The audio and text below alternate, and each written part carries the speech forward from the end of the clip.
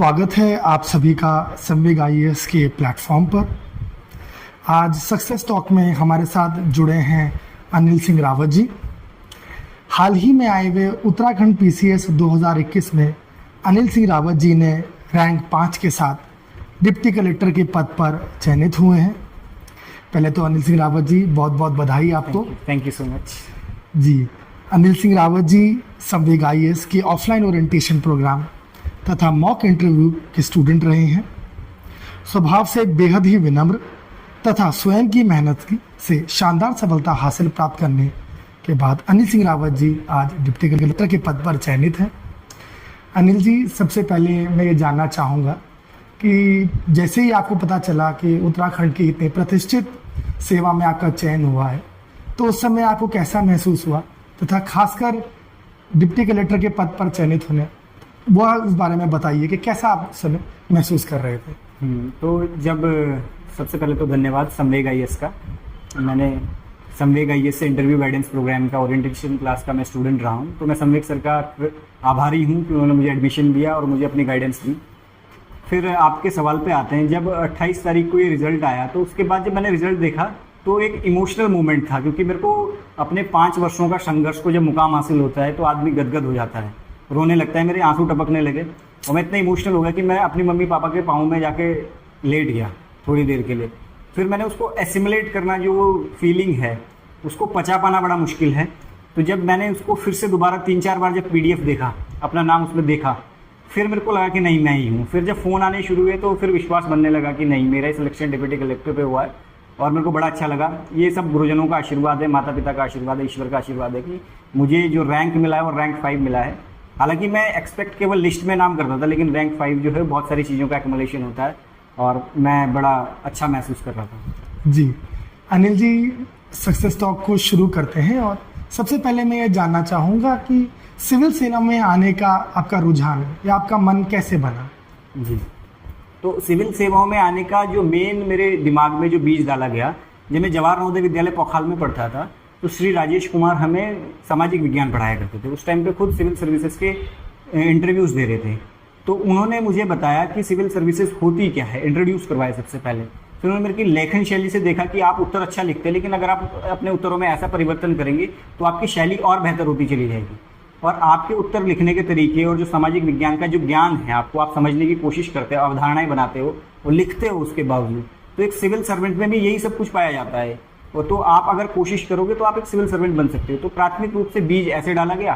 फिर जब पहली बार इंटरेक्शन श्री बलदेव गोदियाल जी से हुआ, जो आईएएस थे मध्य प्रदेश कैडर में, उनसे बातचीत हुई, उनसे सवाल पूछे। उनसे मैंने पूछा था कि मैं 8वीं क्लास में ऐसा क्या इनपुट डालूं अपने पढ़ने के तरीके में कि मैं बाद में जाकर ये मेरे को कारगर सिद्ध हो, यानी कि मेरी जो सफलता है उसमें ये एक पुंज बन के जुड़े।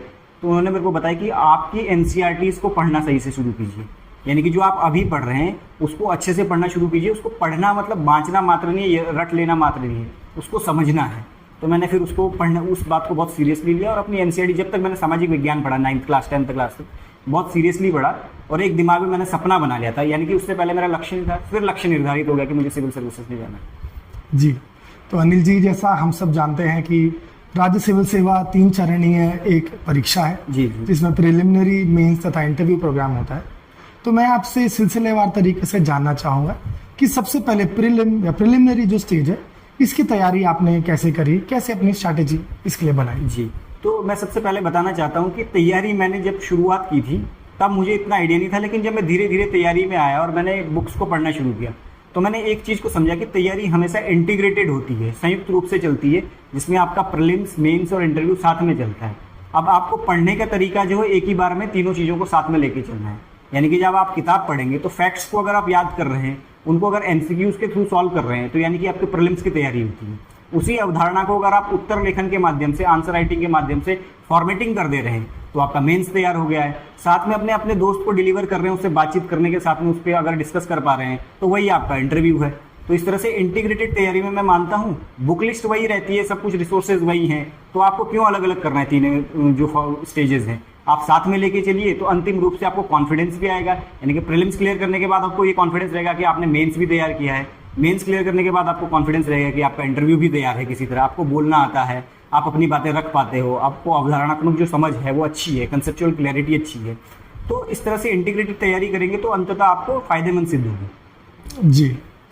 अच्छा, तो इसके बाद जैसे हम जानते हैं कि मेंस में की स्ट्रैटेजी जानना चाहूँगा, तथा लेखन शैली पर आपने कैसे काम किया? जब प्रीलिम्स क्लियर हो जाता है तो प्रीलिम्स आपका, जब अंतिम रूप से आप प्रीलिम्स में आते हैं तो आप 1 से 1.5 महीना प्रीलिम्स को दे सकते हैं मात्र, जिसमें आप क्या करेंगे, एमसीक्यूज, मल्टीपल टाइप्स के एमसीक्यूज सॉल्व करेंगे, अलग अलग प्रीवियस ईयर क्वेश्चन सॉल्व करेंगे, टेस्ट सीरीज लगाएंगे। वो क्लियर होने के बाद अब जब मेंस में आते तो आप मेंस ओरिएंटेड पूरी तैयारी को कर लेंगे। उसके बाद आपको ये नहीं कि आपको और हेफाजत करना है अपनी चीज़ों को, तो मेंस ओरिएंटेड में आपको मेंस की टेस्ट सीरीज के साथ साथ में आंसर राइटिंग प्रैक्टिस कर सकते हैं। आंसर राइटिंग प्रैक्टिस के लिए आप अपने उत्तरों की फॉर्मेटिंग शुरू कीजिए। जब आप कोई टॉपिक पढ़ते हैं तो उसको फॉर्मेट के रूप में कन्वर्ट कीजिए, जिसमें आप इंट्रोडक्शन लिखते हैं, मेन बॉडी लिखते हैं। मेन बॉडी में आप कंटेंट को किस तरह से ओरिएंट करेंगे, मतलब उसके पॉइंट्स क्या होंगे।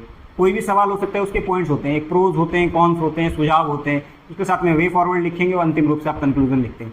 तो आंसर राइटिंग को आप प्रेजेंटेबल बनाने के लिए, क्योंकि कंटेंट पूरा उत्तराखंड एक जैसा पड़ेगा, सभी लोग एक जैसे पढ़ेंगे, लेकिन आपके प्रेजेंटेशन के लेवल पे डिफरेंस आएगा, जहाँ पे आप flow diagrams, Venn diagrams, pie charts, maths, इन चीज़ों से अपने आंसर्स को बेहतर कर सकते हैं। तो आंसर राइटिंग एक अभ्यास की चीज़ है, वो अभ्यास करते करते करते आप सीखेंगे। अपने गुरुजनों से, अपने साथियों से अगर इनपुट लेते रहेंगे तो उसमें वैल्यू एडिशन होती चलती है। आप एक उत्तर 1 हफ्ते पहले लिखते हैं, उसी उत्तर को विषय वस्तु पढ़ने के बाद आप फिर से देखेंगे तो आप अपने आप ही उसमें कई सारे इनपुट्स डालेंगे, कई सारा वैल्यू एडिशन करेंगे, वो आपको हेल्पफुल महसूस होगा।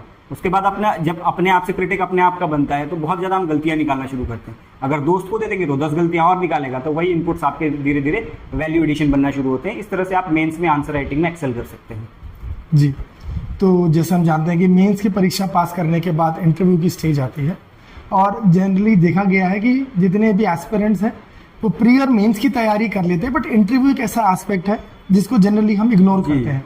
तो इंटरव्यू के लिए आपने क्या तैयारी करी, और मॉक इंटरव्यू का क्या रोल रहा आपकी तैयारी में इंटरव्यू? जी, तो अब जो तीसरी स्टेज है इंटरव्यू की है, आपको नॉलेज जो है वो टेस्ट कर चुका है आयोग। अब आपको बोलने की प्रैक्टिस, आपकी जो समझ है उसको एनालिसिस है, या सिचुएशन में आप कैसे रिएक्ट करते हैं, इन चीज़ों को टेस्ट करने के लिए आयोग आपको साक्षात्कार के लिए बुलाता है, जो आपका टोटली पर्सनालिटी टेस्ट होता है। तो पर्सनालिटी टेस्ट के लिए आपको विशेषतः ये देख लेना है कि आपको कंटेंट कितना पढ़ना है, यानी कि ज्वलंत मुद्दे उत्तराखंड और भारत से संबंधित या अंतर्राष्ट्रीय पटल पर जो है उनको पढ़ लेना है, उनकी अवधारणात्मक समझ बना लेनी है। उसके बाद आपको उसको डिलीवर करना है। आप दोस्तों के बीच में कर सकते हैं अगर आप मॉक इंटरव्यू नहीं दे पा रहे हैं। अगर मॉक इंटरव्यू दे पा रहे हैं तो अन्य संस्थान, अनेक संस्थान है, मैं संवेग का नाम इसलिए लेना चाहूँगा क्योंकि मॉक इंटरव्यूज़ को लेकर इनका ओरिएंटेशन बैच जो है, जो यहाँ पे इंटरव्यू गाइडेंस प्रोग्राम होता है, वो 4 से 5 दिन की क्लासेस होती हैं। उसमें आपको ज्वलंत मुद्दे उत्तराखंड से संबंधित, और मॉक इंटरव्यूज़ होते कैसे, मतलब इंटरव्यू में पूछा क्या जाता है, एक्चुअल में ट्रेंड क्या चल रहा है, इन चीज़ों के बारे में जब रूबरू करवा दिया जाता है तो आपकी जर्नी स्वतः ही सरल हो जाती है। कुछ चीज़ें आपके लिए कर दी जाती हैं, उसी के ऊपर आपको कंटेंट तैयार करना है।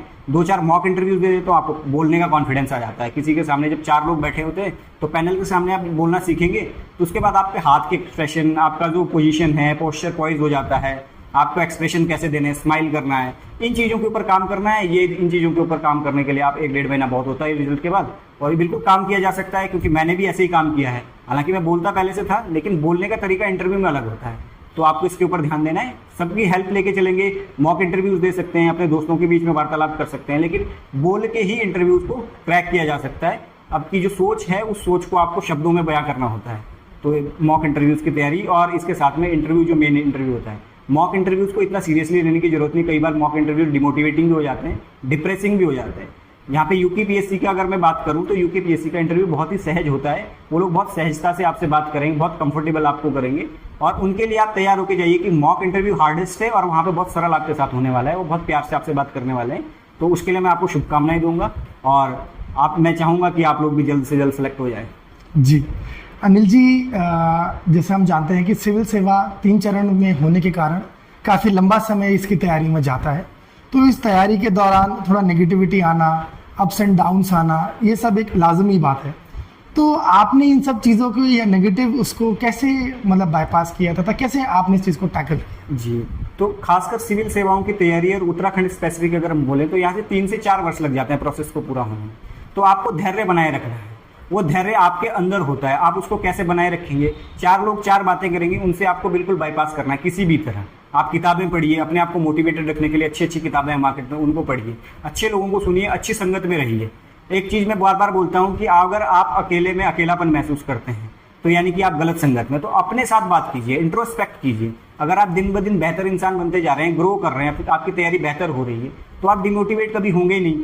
आप खुद से बात कीजिए, एक ऐसे लोगों से बात कीजिए जो आपको सकारात्मक चीज़ें बताते हैं, जो पॉजिटिव चीज़ों से आपको बांध के रखते हैं। नेगेटिव चीज़ों को दूर रखिए, और बाकी आप अगर लगे रहेंगे तो अंतिम रूप से सफलता उसी को मिलती है जो हमेशा पथ पर अग्रसर रहता है। तो मंजिल उसी को मिली है जिसमें वो पथ पर अग्रसर रहा है।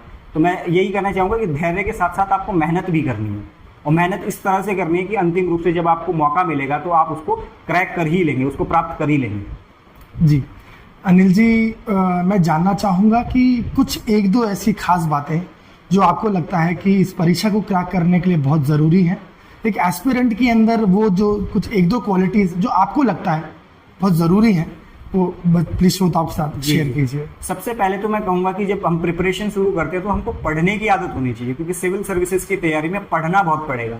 यानी कि आपकी सिटिंग हैबिट भी होनी चाहिए और आपकी एसिमुलेटिंग पावर भी होनी चाहिए। आप पढ़ेंगे, उसको ग्रहण करेंगे, उसके बाद आपकी लेखन शैली आती है दूसरे नंबर पर, यानी कि जो आपने पढ़ा है, अवधारणाएं जो समझी है, उसको आप लिख भी पाते हैं। तीसरी बात बोलने की है। तो ये तीनों स्टेज अलग अलग है। पढ़ लिया आपने, एमसीक्यू सॉल्व कर लिया, प्रीलिम्स हो गया। पढ़ लिया आपने, लिख लिया, यानी कि मेंस क्लियर हो गया। पढ़ लिया, उसके बाद आप बोल पाते हैं, समझ पाते हैं, तो यानी कि आपका इंटरव्यू स्टेज क्लियर हो गया। साथ साथ में जो गुण महत्वपूर्ण है इसके लिए, मेहनत करना। व्यक्ति मेहनती होना चाहिए, धैर्य होना चाहिए। मेहनती इस स्तर का कि अगर आपको कहा जाए कि अभ्यास करना है मेंस का, तो आप अभ्यास करने के लिए तुरंत तैयार हो जाए। किसी भी स्तर तक आप बेहतर करना चाहते हैं, कुछ व्यक्तियों में जील होती है कि मैं एक्सेल करना चाहता हूँ, उत्कृष्ट को प्राप्त करना चाहता हूँ। वो उत्कृष्ट प्राप्त करने की हमेशा जील बनी रहनी चाहिए, इच्छा शक्ति होनी चाहिए, जिससे आप ना बेहतर रिजल्ट ला पाएंगे और बेहतर लिख पाएंगे। अगर आप लिखेंगे तो ही बेहतर रिजल्ट आ पाएगा, क्योंकि अंतिम रूप से मेंस ही इसको डिसाइड करता है। जितना बेहतर आप उत्तर लिखेंगे, क्योंकि आपकी कॉपीज जानी है वहाँ पे, आपका चेहरा नहीं जाना है, आपका नॉलेज किसी रूप में नहीं जाना है, केवल कॉपी जांची जाएगी। कॉपी में आप लिखते कैसे हैं, यानी कि प्रेजेंटेशन का तरीका कैसा है, वो वहाँ पे जांचा जाता है। उसको अगर आप बेहतर कर लेंगे तो बेहतर गुण है।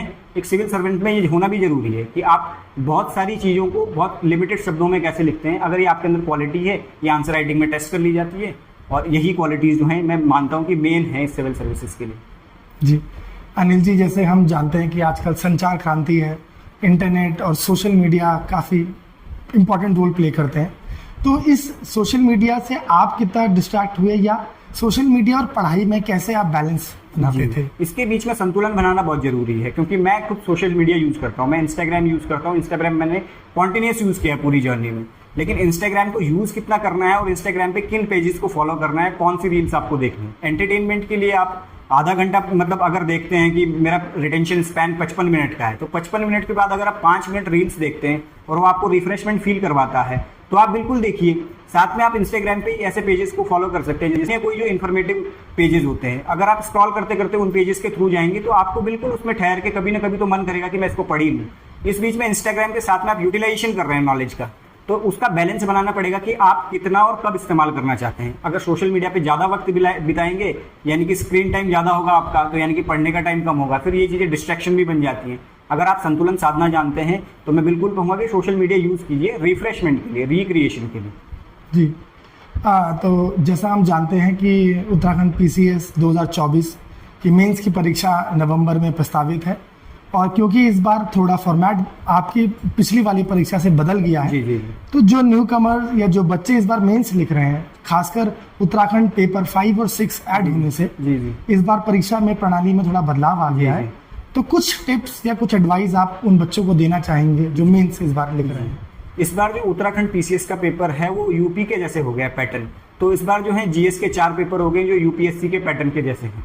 तो जीएस के लिए तो आपके रिसोर्सेज सेम रहने वाले हैं जो आप पहले यूपीएससी के लिए पढ़ते थे, यानी कि पेपर 1 के लिए जो आप हिस्ट्री है उसमें वर्ड हिस्ट्री है, सोशल जस्टिस है, ज्योग्राफी है, तो आपके रिसोर्सेज वही रहेंगे। हिस्ट्री के लिए आपको ओल्ड एनसीईआरटीज अगर आप पढ़ सकते हैं, यानी कि प्राचीन भारत की सतीश चंद्र सब पढ़ते हैं, मध्यकालीन भारत के रामशरण शर्मा पढ़ते हैं, उसके बाद आधुनिक भारत में बिपिन चंद्रा या स्पेक्ट्रम पढ़ा जाता है।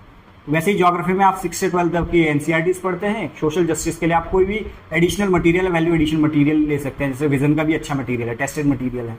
उसके बाद पेपर 2 में आपका जो पॉलिटी, इंटरनेशनल रिलेशन और गवर्नेंस है, उस वाले पेपर के लिए आप लक्ष्मीकांत बहुत अच्छी किताब है, आप उत्तर लेखन पे कार्य करेंगे तो लक्ष्मीकांत इनफ है। उसके बाद इंटरनेशनल रिलेशन से डायनेमिक टॉपिक है, आप टेस्ट सीरीज में उसको बेहतर बना सकते हैं। जितने भी डायनेमिक टॉपिक्स हैं आप टेस्ट सीरीज से उनको सुधार सकते हैं, क्योंकि टेस्ट सीरीज में आपको करंट टॉपिक्स दिए जाएंगे। साथ में गवर्नेंस वाला पोर्शन है, उसके लिए भी आप एड ऑन मटेरियल देख सकते हैं। थर्ड पेपर इकोनॉमी का हो गया, इकोनॉमी के साथ इकोलॉजी और एनवायरनमेंट है, और डिजास्टर मैनेजमेंट है। तो इनके लिए भी आप इकोनॉमी के लिए आप रमेश सिंह पढ़ते हैं या कोई एड ऑन मटेरियल आपको मिलता है या मृणाल सर की वीडियोस आप देख सकते हैं। समय कम है तो आप मटेरियल्स को स्क्वीज कीजिए, इस टाइम पे लिमिटेड मटेरियल्स की तरफ आइए, यानी कि आपके जो नोट्स हैं या क्विक बुक्स हैं इनको रेफर कर सकते हैं। वैसे पेपर 4 जो है GS4 जिसको हम बोलते हैं एथिक्स का पेपर है। अब लेक्सिकन बहुत अच्छी किताब है रिवाइज करने के लिए, लेकिन अगर आपने सुब्बा राव पढ़ी है, केस स्टडीज अच्छे से सॉल्व किए, तो आप बिल्कुल लेक्सिकन के थ्रू जा सकते हैं, आप जल्दी जल्दी उसको रिवाइज कर सकते हैं। मैं यही कहना चाहूँगा कि पेपर 5 और पेपर 6 खासकर उत्तराखंड के संदर्भ में मैं शायद एक बेहतर इंसान नहीं होगा बताने के लिए, क्योंकि मैंने खुद ही 2 किताबें पढ़ी थी, वेंसर ईयर बुक और जो हमारी परीक्षा वाणियाँ थी। लेकिन इसके साथ में मैं कहना चाहूँगा कि अगर इतिहास किसी को पढ़ना है तो अजय रावत पढ़ लीजिए, यशोधर मठवाल की किताब है, या फिर कठौत जी की किताब है, यशवंत सिंह कठौत जी की नवीन इतिहास है, लेकिन इतिहास के संदर्भ में है।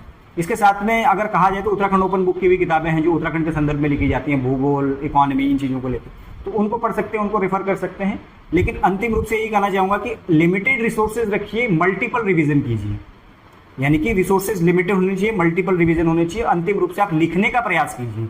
कंटेंट आपके पास 1000 शब्दों का है लेकिन लिखना आपको 150 शब्दों में है, तो इसका प्रयास अगर आप बेहतरीन तौर पे कर पाएंगे, वो टेस्ट सीरीज के द्वारा हो सकता है, वो आंसर राइटिंग के द्वारा हो सकता है, आप किसी कोचिंग का टेस्ट सीरीज ले सकते हैं, या फिर आप खुद से अपना आंसर राइटिंग का फॉर्मेट बना सकते हैं, प्रश्न लिख लीजिए, उनको उत्तर लिख लीजिए, तो वो आंसर राइटिंग के थ्रू ही आप बना पाएंगे।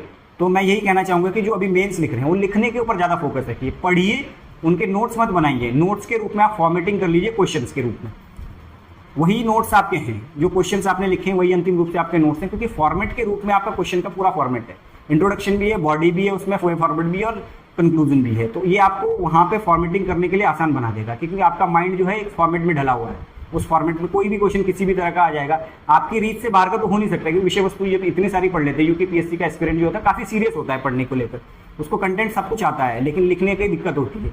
लिखने का अगर आप फॉर्मेटिंग पहले से बना के चल रहे हैं तो आपके पास बिल्कुल एज है, वहाँ पे आप लिख पाएंगे। और यहाँ तक मैं बोल सकता हूँ कि आप लोग 5 से 10 मिनट पहले अपना जीएस का पेपर कंप्लीट कर पाएंगे, और आपको यूपीपीएससी के मेंस के लिए बहुत बहुत शुभकामनाएं। जितने लोग भी लिख रहे हैं आप लोग सफल हों, ये मेरी शुभकामनाएं हैं जी। तो अनिल सिंह जी, अपना बहुमूल्य समय हमें देने के लिए बहुत बहुत धन्यवाद, और संवेग आईएएस की पूरी टीम की तरफ से दोबारा आपको बहुत बहुत बधाई। Thank you so much. मैं संवेग सर का और संवेग आईएएस की जितनी भी टीम है उनका धन्यवाद करना चाहता हूं कि मुझे उन्होंने अपना बहुमूल्य समय दिया इंटरव्यू गाइडेंस प्रोग्राम के दौरान, जो कि मेरे को काफ़ी हेल्पफुल सिद्ध हुआ। तो मैं उनका बहुत बहुत धन्यवाद करता हूँ, स्पेशली संवेग sir and team. Thank you so much. बहुत बहुत